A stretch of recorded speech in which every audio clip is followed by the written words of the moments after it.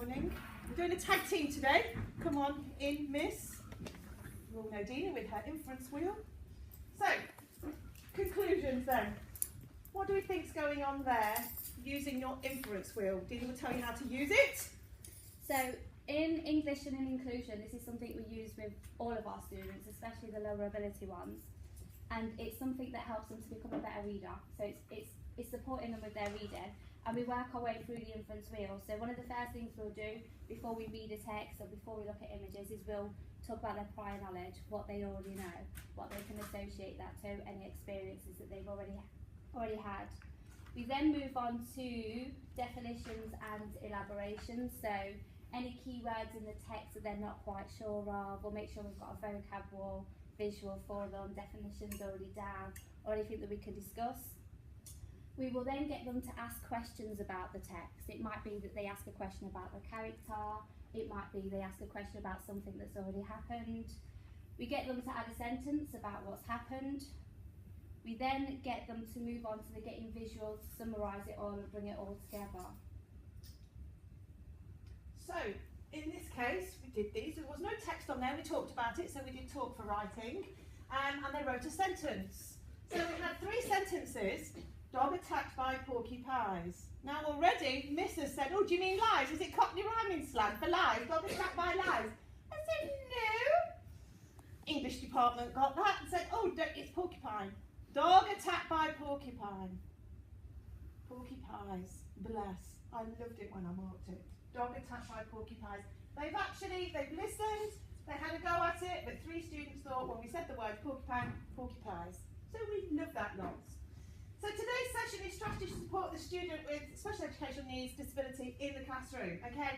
All again about our growth mindset, our aspiration, academic self-concept. Bless, look, I want to be a lawn. And who we have in school who are happy to help. We have a whole wealth of knowledge within your own faculties, all over the school, yeah? Happy to help one another, and I think that's one of our strengths. And certainly for me, starting here, I value that greatly. So there's our happy students. We'll meet all these students today in our lessons, won't we? All smiling, willing, and ready to get on with the lesson. But some of them will have some needs.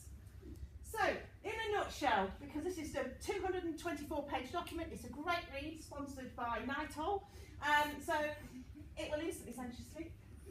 Basically, I know Dina's done some stuff, I know Karen, and I know you've had your instep, but all with SEN, we overlearn. We overlearn things all the time. So, came out in September 2014. There is greater emphasis now on student voice, parent and carer voice. There is greater responsibility. All teachers are teachers of SEN students. SEN students are not EAL students, and EAL students should not be categorised within that same category, if you like. Yeah? They have an area of need, but it is not a special educational need that requires to be on the register. So all about responsibilities, the key thing throughout it all is quality first teaching. That's where it starts. Any of our students, quality first teaching. Yeah, we can do all of the other stuff and get external agencies involved, but they will only come in if we have a whole bank of evidence that we have tried various strategies. And, Dina will talk about it, this is our Bible and Susan. Okay? So, also it'll go up to 0 to 25 with the new code of conduct, which I think is brilliant. Because obviously students at 18 or 16 leave, but now if you have a special educational need disability, somebody will be overseeing your provision until the age of 25, which I think is a better thing. There's no funding, but hey. Okay, so off, School Action Plus has gone, statements have gone, educational healthcare plans are in. On your SIMS register, all you will have is AK. You are then responsible for looking in the SEN file folder for your student. What is their category of need? Behaviours now, we don't say behaviour. We look at what the underpinning cause of that behaviour is. Social, emotional, mental health. So we cannot say the student has a behaviour issue. What we say is, let's have a look. What is actually causing that? And do we need to investigate more? Cognition and learning, all the sorts of things that go on within the classroom. What exactly is going on? Is it a specific educational need? For example, dyslexia, speech and language, and are we actually meeting that student's needs? Sensory and physical, your fine and gross motor skills. In PE, I'm sure you have students that can't catch a ball. You know, that's huge, that's a huge thing. They can't hold a pencil, they haven't got a tripod grip for a pen, that hold their pens like this. fine motor skills. We can do things about that. We can look at structurally handwriting. We can send these out. And we're using them quite in science. We're using them next to the student. Just remember to try and shape your letters correctly. So, as I say, Dina will talk about that. Who's happy to help? Link documents in Sims, a wealth of knowledge. Bring your student up, click on link document, everything is there. SEN reviews, everything that you need. If you meet the need, the students will achieve. That's what all the evidence base says. But are we meeting that need? I don't mean that is because we're not. What I'm saying is there's something we need to think about. Quality first teaching, that's where it all starts. It's graduated approach. Yeah, I love the term quality first teaching. I used to work at Bupa, which was quite interesting. They said at Bupa that if your waist was this big as a nurse, you got to go on the wards. If it was that big, you were put in theatres and nobody ever saw you. So I was in theatres, but that was my speciality anyway. But I thought that was always funny. Quality is defined by exceeding expectation, and that's what we should be doing. Exceeding the expectation that our students have, our parents have, our carers have. So we say Ofsted? Oh, terrible word, yeah? Exceed their expectation. Quality first teaching. Loads of things we can do. First thing, I have this huge thing about has a student had an eye test? Yeah? And we've sent a student only last couple of weeks, and now she has to wear glasses all the time. She's in year 10. Yeah? It's a fundamental thing. It's something like, I read somewhere, either 1 in 4 or 1 in 8 have a visual disturbance. But our students don't go and have an eye test. Particularly students new to the country as well. Hand grip, posture. How are they sitting? They sit like this. Yeah? Think about posture. We can do things about that. Sit up straight. Writing slopes. You can get very fancy ones. I know Dean has bought some in the past as well. But you know, to put the book on, to read, to write on that. For some students, just lifting flat text off a desk. Standard A4 folder. Brilliant. Remove glare, remove all sorts of things. Have they had a hearing test? Are you using your seating plan? Vanilla PowerPoints. Dean said, mention vanilla PowerPoints. Visual stress. 10% of the population have visual stress. Take that background down. Differentiation. Don't forget homework. Do we differentiate our homework? I know some students will bring it to me. It's like, and I struggle. I think, okay, and let's break it down. Differentiation is not making it easier, it's making it more accessible to the student. Can the student access what you're trying to do? We have put some examples of differentiation thanks to the English department and the inclusion department on the tables in front of you if you want to have a look. And Dina will tell you more about where you can access that help. Working memory, I've got a huge thing about working memory as well. 10% of our students have working memory problems, so they say nationally. That's quite a high number. And what I have, it's very controversial, but what I have a few concerns about is sometimes are our PowerPoints overloaded with text and information now. I know we have to have the learning objective. I know we have to have all the stuff, but really, I look at some and I don't know what's going on.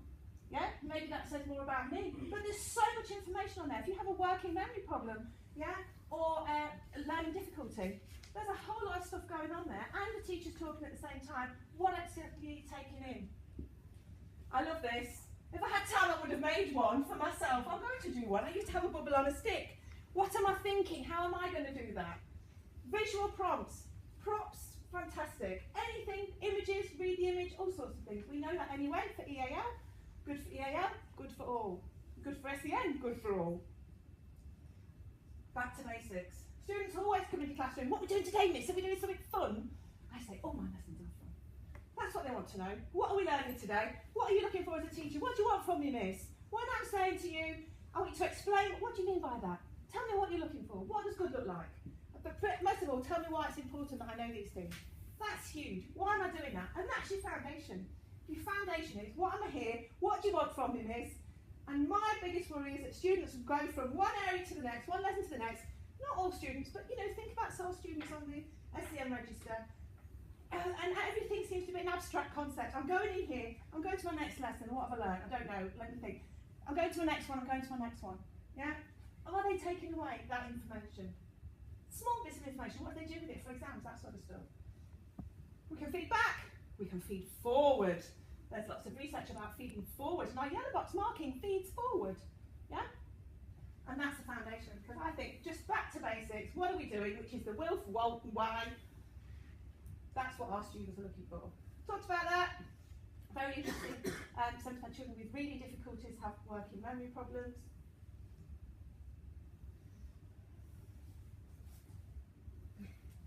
Thanks. Over to Dina, who loves being on camera. I will step to the side.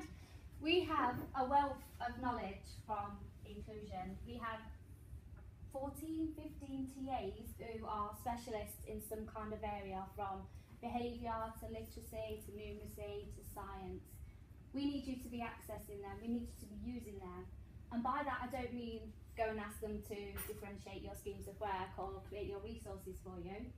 What I mean is go and speak to them. Some of the students that you see 3, maybe 4 times a week, we see 10 times a week, 15 times a week. We have them for literacy, we have them for English, we have them for tutor time, we have them for one-to-one reading. We meet parents 2-3 times a year for SEM reviews.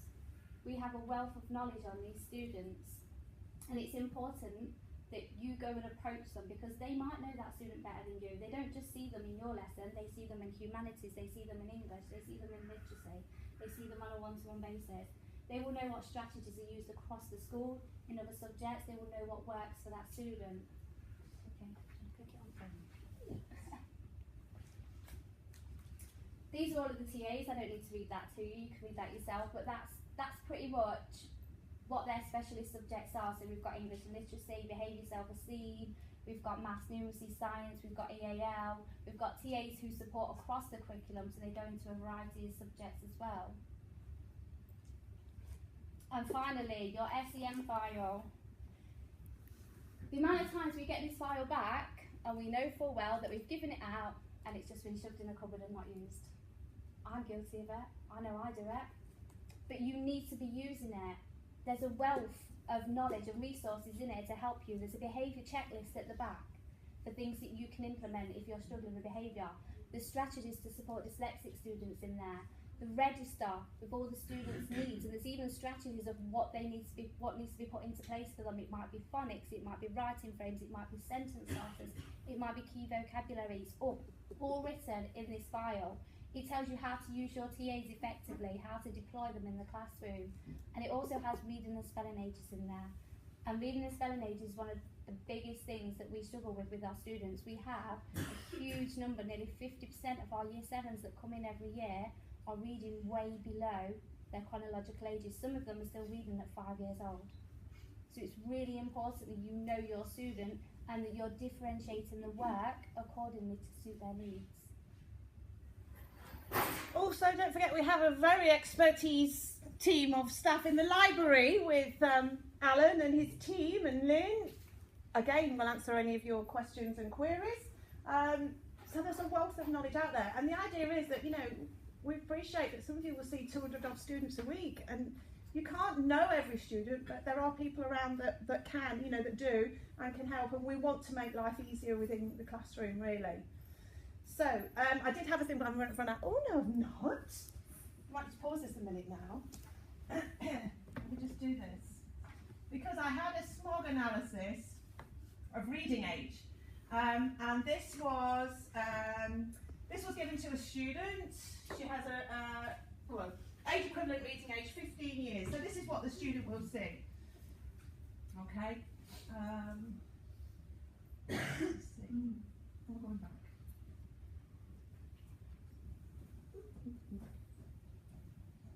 Okay. Student with a reading age of 10-6 plus. You can see some of the gaps are gone, but this is what worries me. This is what they will read if they have a reading age of 8 to 9. This is what they will see from that text, and a lot of our students do. 7 to 8.